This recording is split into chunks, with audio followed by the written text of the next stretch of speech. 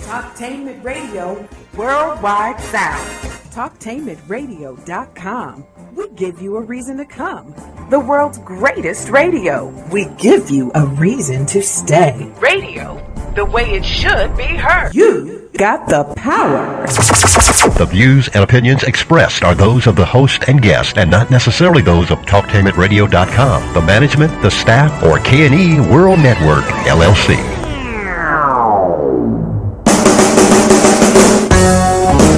Oh, here we go, baby. We got Hey, hey, hey. When you hear that music, you know what's about to get ready to happen. That's going to be Talking Sports with Mr. Bobby, Talking Sports Plus with Mr. Bobby. We welcome you to TalkTainmentRadio.com. That is radio the way it should be heard. This is the world's greatest radio, and have with me my co-host, as usual, Trent McMurray. Say hello, Trent. Hello. How are you today, Mr. Bobby? I can't hardly hear you, but I'm here. And today, we have a special guest in the house in our segment, Tell Me Something Good. We have Miss Janet George here, and we may have a phone call from her co-people. Janet, say hello to everybody. Hello, everybody. She did it. Okay. I'm not going to promise you that there will be no references to Cuba or Houston, but you never can tell how the show goes. Okay, on a serious tip. And listen, if you'd like to call in, we would love for you to do that at 1-877-932-9766, or you can Gmail me at the numeral 7, Mr. Bobby, B-O-B-B-Y, at gmail.com. Alrighty. Oh, by the way, if you're going to look at us on TV, you can go to Facebook, or rather go to YouTube. And then when you get to YouTube, type in the word Talktainment. And then when you do that, I believe you hit that space bar and then type in the word radio and then scroll down to Talktainment number 2. And guess what? You will see us. And while you're there, hit the like and subscribe button. Please like us. Yeah, like us a lot. And you can also go to Facebook.com/Talktainment, and you can hear a replay of the same show. But listen, make sure you also go to the Talktainment.com homepage and hit listen live. Like and share right there. And you're right there. You don't have to do all the rest of that stuff. Okay, Trent, let's start it off. All right. Okay. The NFL, not for fun league, right? Yes, it is. Okay. This former player, I believe, Trent, and we were discussing it before the show started. What happened to this former player for the Atlanta Falcons? Yes, Atlanta Falcons player has been, actually, former NFL player was arrested after he said that police mistook a phone for a gun. Okay, a police officer in the Atlanta suburbs has been fired after an internal investigation found that he used unnecessary force in the arrest of a black man for possessing a firearm, which in reality, the man said, was a cell phone. Henry County Police Officer David Rose was on administrative leave, and then they fired him. Desmond Morrow, who's a 30-year-old former NFL player that was with the Atlanta Falcons, filed a complaint. The chief of police, in a statement on Facebook yesterday, said he agreed with the investigation findings and he fired Rose. Now, there's a video out there of him telling the officers it's not a weapon. They handcuffed him, and one's holding him. The other one grabs him, kicks his feet out of the ground and out from under him, and slams him to the asphalt. So we can't say it was the asphalt, can we? Correct. Okay. All righty. Well, that might be a subject for Mr. Fuller and I tomorrow on the compensatory concept with Mr. Neely Fuller Jr. Okay. Moving right along. Are you watching NFL this year, Trent? Nope. You're still not watching it? Still not watching it. Okay. Well, listen. I imagine that you have heard about the controversy with the the Cleveland Browns. Have you seen the video of that? I have not. Okay. I heard about it. Okay, what did you- briefly. okay, I heard something about inconsistency in a call. Yes, inconsistency in the call. Now, I watch the games because we talk about Of course. sports. Okay. I saw the call, and Baker Mayfield, a much bellowed rookie, did lead them down the field. Okay. And all they needed was to get a first down. First down. Okay. Former Ohio State running back Carlos Hyde got the first down, Trent. Okay. The officials on the field, they were discussing it, and when they marked the ball, he was ahead of the line of gain. Okay. So that's a first down. It's and first 10. down. Right. All right. If those of you on YouTube, it's on right now. You can see what's going on. He actually got the first down. Okay. There's no question about it. Right. A call came down from the booth. Whoever reviews it from New York. Oh. Okay. After a long period of time, the New York said Right. that he was short of the line of gain.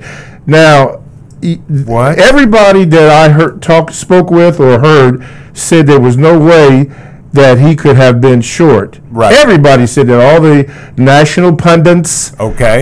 They all said that. Right. That he was actually there. You have to go by the final ruling by New York, but there wasn't enough conclusive evidence, Trent, to send it back. But somebody in New York said, that he was short.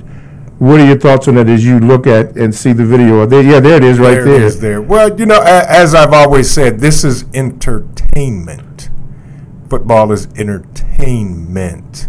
And you can read between the words there, the syllables, and figure that out for yourself. But evidently it sounds like to me, because I am that guy, that possibly somebody had it in for the Cleveland Browns. So therefore, the first down was not a first down, when in reality it was a first down. Now, you and I have discussed this along with some of our callers. By the way, you can call in now if you'd like. Phone lines are open, 1-877-932-9766. Trent, Yes. looking at that, and I've viewed it several times, it looks like the games are fixed, Trent. Absolutely. I'm just going to go ahead and say it. I've said that for years. Yeah. That's just not good. Right. Janet, do you watch football, dear? No, I don't. Smart lady. Okay. So you don't even care, huh? No, I don't. Smarter lady. Okay. Wow. Okay. Well, anyway, for those of you who do care, the Cleveland Browns got a bad rap. Yeah, they did. It was horrendous, and it is enough to make you want to stop watching it. What did Herm Williams, Herb Edwards say about the greatest thing in sports? You play to win the game. Yeah, we get that sound bite up here. Okay, let's see. You play to win the game. Okay, now, what about this, Trent? Going back, let's go into college football. Did you see the Buckeye game? Hello? Absolutely. Okay, I did. okay, I now. saw the Buckeye game. Okay, what are some observations that you were able to drain out of those games? Well, the things that I was able to drain out of the games were, first of all, the game was won at a pivotal point in catch that one of the great Ohio State wide receivers made that came off the bench. He stepped up, he did his job, and he played his game. Would that be the big tall guy? The 6'4" wide receiver. Is that how tall he is? Yes. Benjamin. Yeah. I can't think of his last name. Okay, Benjamin. Yeah. Well, anyway, I like that he did. But you know what, Trent? It really is the play of the offense and defensive line, and the fact that the brother that you told me about, Haskins. Yes. Now this is what I learned. He was cool completely cool under pressure. Absolutely. Which is the way that we all have to be when pressure comes, because it's going to come. Right. But he executed perfectly. Yes, he did. The plays and everything. Now, I don't like his throwing motion at all. That leaves something to be desired. But guess what? He got the job done. And he got the job done because the offensive line, right, they held, those brothers stepped up.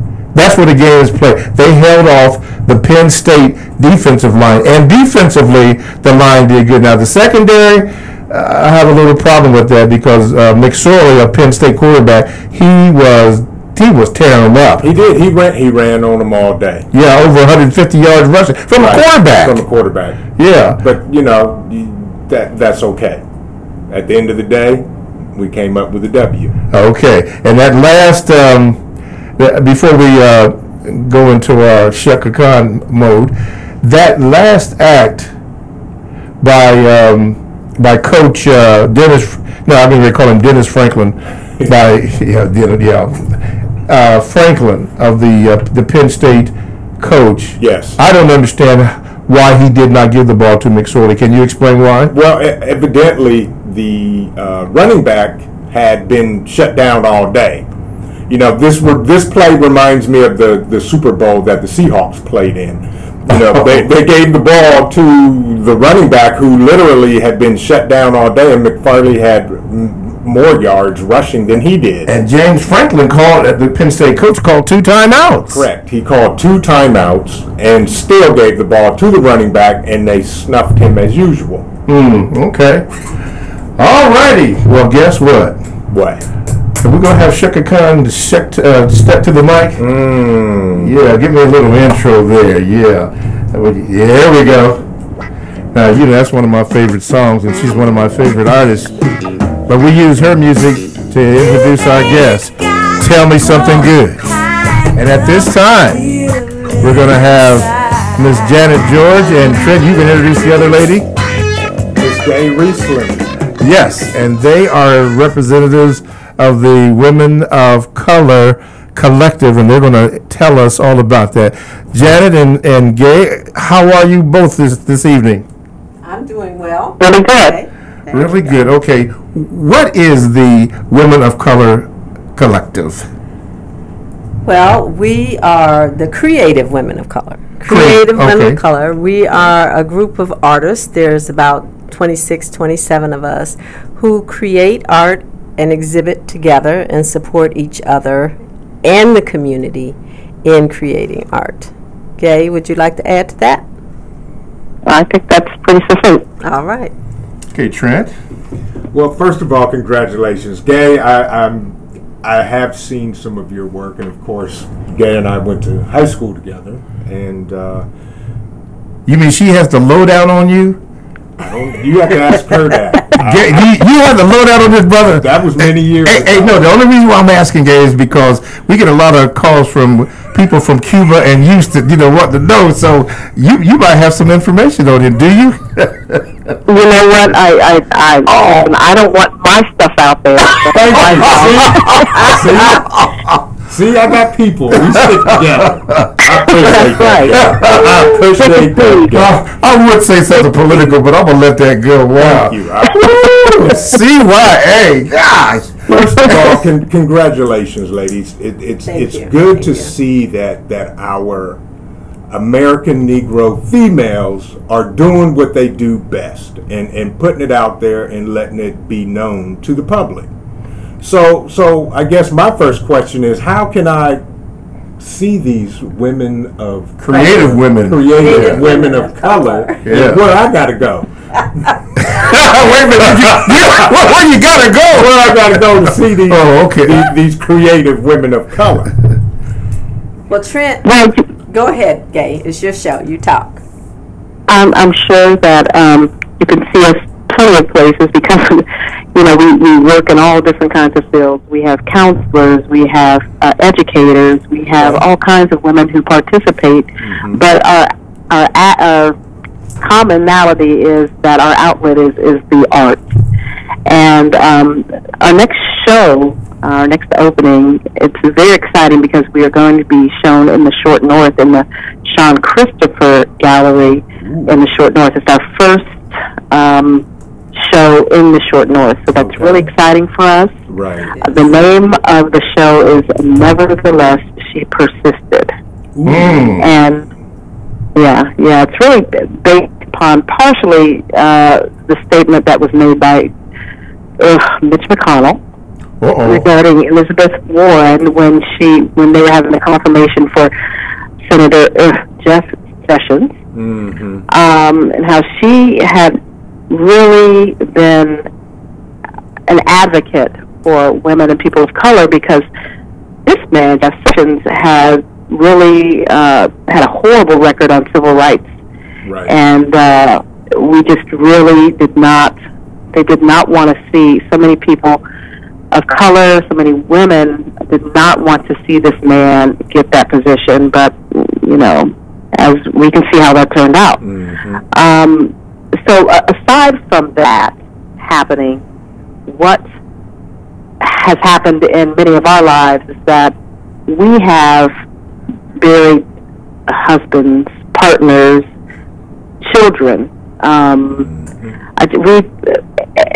We've experienced so many things in our lives, but we still persist. As black women, we have to keep going. Right. And we also have an extra layer, I think, of concern every day, particularly those of us who have sons. Absolutely. It's a scary thing. And we also have an administration in place that seems to want to put policies in place that put us, I think, in more harm's way. Okay. Put our sons in more harm's way. So this is about not only, you know, politics, yes, but it's also a personal thing for the women in the group. As I said, we have buried people who we care about. We've had fires. We've had, you know, surgeries. Some of us have had cancer, and we continue to go on because we have to. Yes. Amen. Janet, looking at that and piggybacking off what Gay has said, if there is such a term as political art, as the viewers look at I'm assuming there are different pieces, what are you trying to say, or is it up to the interpretation of the person who is viewing it? Well, first of all, there is such a thing as not so much political art, but social justice art. What would that be? That would be things that are political, or you know, art that's around civil rights or poverty, or issues that are social justice issues that people deal with every day.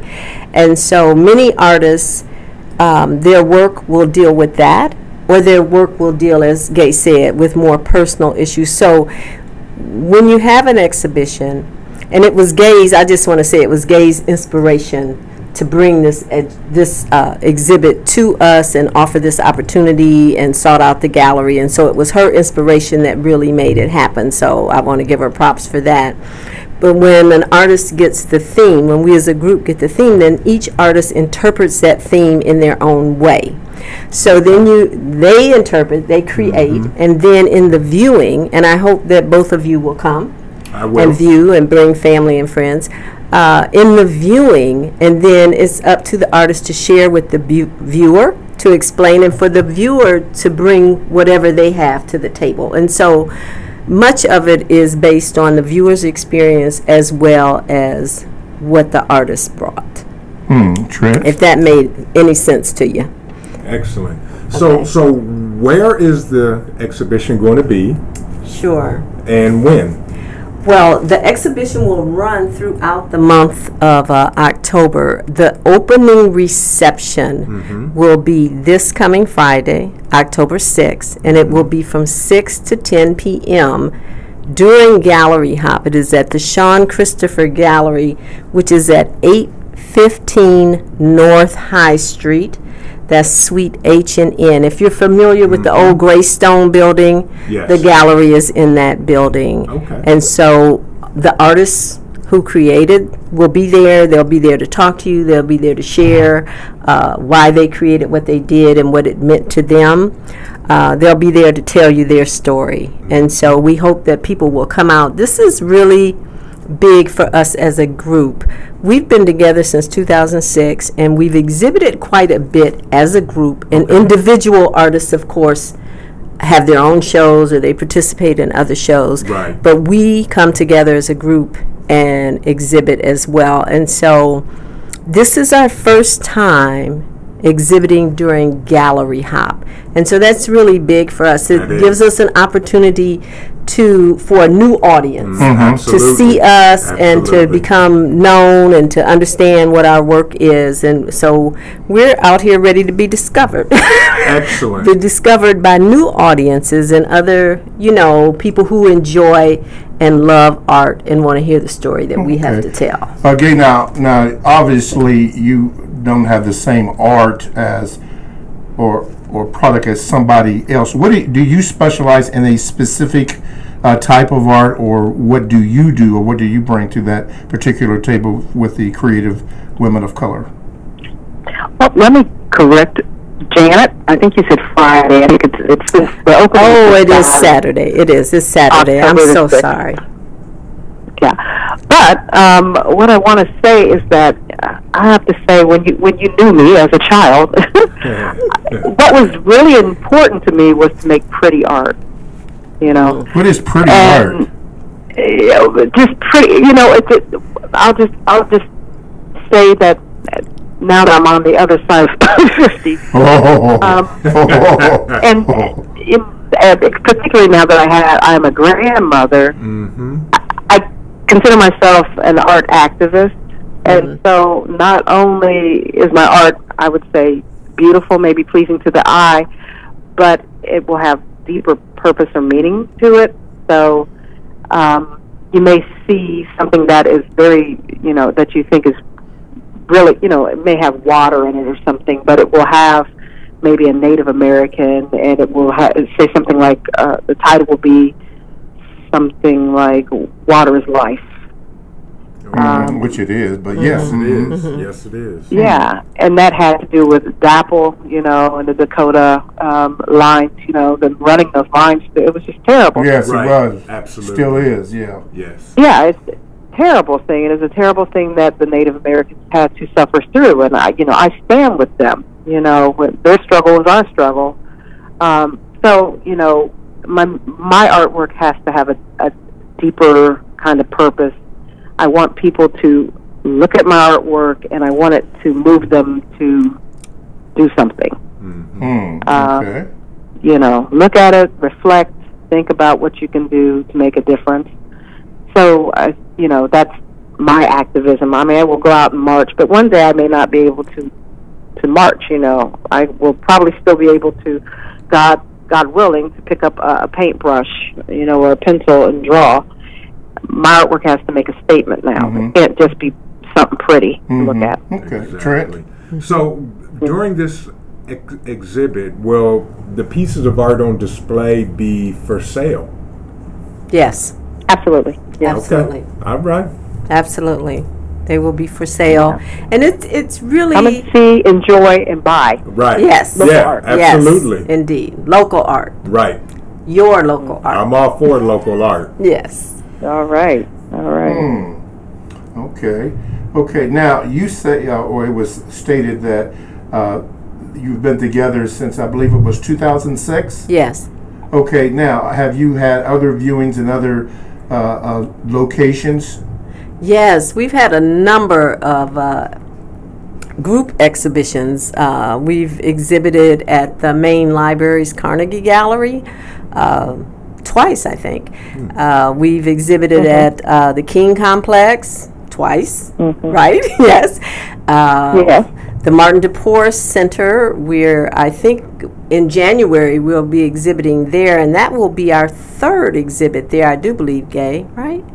Yes. Second, yeah, it'll be the third, and the title of that exhibit will be "A Time Such as This." And so, yes, Nice. Yes, and so we've had a number of exhibits as a group, and we're growing as a group. We have, in this particular show, we have two very new members. One of which is 17 years old. She's still in high school. Okay. And so This gives us an opportunity to mentor not only youth, but also more mature women who are just now coming into their art. They're just now getting in touch with their creativity, or maybe they had to raise kids or work or whatever, Right. and so now maybe they have some additional time when they can create. So would you say that the gift resides within the person, and that the collective, the creative women of color, helps bring that out of them, that which is out of them? All it has done is help me to shine. Yeah. It really has given me a platform and a place and a space where I feel, I've belonged to other groups of women, and I just feel really very much at home in this group. And then it also just gives women the chance to be able to exhibit. Sometimes as an individual, you can't necessarily catch the eye of, a curator or a gallery, but there's strength in numbers. Okay, so then would that be equivalent to a sense of empowerment? Oh, I think the group is very empowering. I mean, we encourage each other, and even to the point where, if, say for instance, if somebody, I'll give you an example. With this show, everybody was allowed to submit 3 pieces. And you can't be hurt if all 3 pieces cannot be shown. Does that make sense? Yes. We will encourage each other to get better, to get stronger. Yeah. So it's like a family. Okay. Right. Yeah, and we're all supporting each other. A very positive environment. Okay, Trent? Well, I'm looking forward to it because I want to come out. I need some art for my home, and I think this is the great place to start. So I definitely will be supporting it, and I will tell my friends they need to come out and support our African American women in the city of Columbus. Wonderful. That would be great. Wonderful. Yeah. Now, as we wind this particular interview down, is there something that both of you would like to mention, that maybe a question that we didn't answer that you would have, or something that you would want to express? Gay, you can go first, and we'll have Janet go last. Okay, terrific. Yeah, if there are, women of color out there listening, we would love to have you join our group. We also, Janet, maybe if you can speak to the mentorship and the things that we do in the community, just a little bit. But we would love for our group to expand, and we're happy to have anyone join us. So we have a Facebook page, Creative Women of Color, and we look forward to seeing you all Saturday. Okay. Okay, thanks, Gay, for bringing that up. So I do want to say that a part of our mission as women of color is to make sure that we're giving back to the community. And so we do that by mostly working with youth. We've worked with the Rise Sister Rise project and done art projects with girls to help them build resiliency. We've worked with Franklin County Children's Services, their Malika mentoring program. We've worked with those girls. And so a part is ingrained in what we do to make sure that we are giving back to the community. Okay. Excellent. Okay, so that is going to be this Saturday at from 6 to 10, you say? 6 to 10. Okay. Sean Christopher Gallery. Sean Christopher Gallery, 815 North High Street. Yes. You say Suite H? Suite H&N, yes. H&N, oh, okay. Yes, Suite H&N. I've never been down there, but okay. Well, come. I'm going to find out. Yes. He's going to be coming. I might let you get away with that as long as you don't give me no information about Cuba or Houston. Yeah. She has plausible deniability. Oh boy, you people who went to Worley. Deal. Is that what it? Oh, okay. All right. Well, Gay, and I look forward to meeting you on Saturday. And my old friend, I call her the Detroit sister. She's in. Janet, thank you very much for coming down and sharing with us. Oh yeah. Thank you for having us. All righty. All right. TalkTainmentRadio.com. We go where you go on the world's greatest radio. We have broadcasting facilities for all, and all you have to do is contact TalkTainmentRadio.com, and we'll give you all the rest of the details. Thank you, ladies, once again. Thank you. All right.